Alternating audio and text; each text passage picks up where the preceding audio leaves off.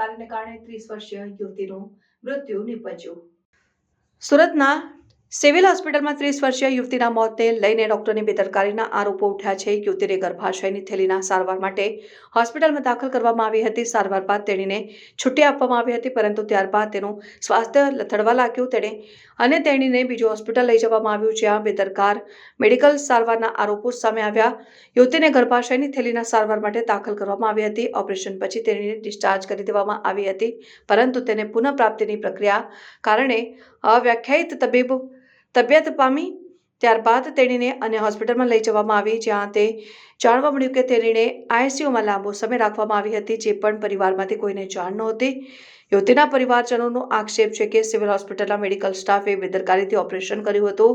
તેઓ કહે છે કે ઓપરેશન દરમિયાન આંતરડાના ભાગે કટ લાગ્યો હતો, જેના પરિણામે ગંભીર પરિણામો સામેલા તેમજ તેના શરીરના પરિસ્થિતિને યોગ્ય રીતે મોનિટર કરવામાં આવી નથી, જેના કારણે તેણીની તબિયત ખરાબ થઈ। પરિવારજનોના જણાવ્યા અનુસાર તેઓને આ વાતથી અજાણ રાખવામાં આવી કે તેણી આઈસીયુમાં રાખવામાં આવી છે અને તે પરિસ્થિતિ વિશે કોઈ માહિતી આપવામાં આવી ન હતી। આ ઘટનાથી લોકોમાં ભારે ગુસ્સો ફેલાયો છે અને બેદરકારી માટે જવાબદારીની માંગણી થઈ રહી છે।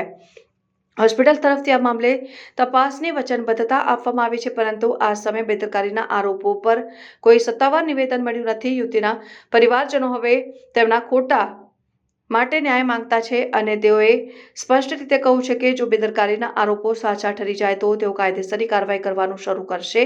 પરિવારજનો આ બનાવથી ખૂબ દુઃખી છે અને તેઓ આ ઘટના માટે જવાબદાર પક્ષોને જવાબદાર બનાવવાની મજબૂતીથી પ્રયત્ન કરી રહ્યા છે।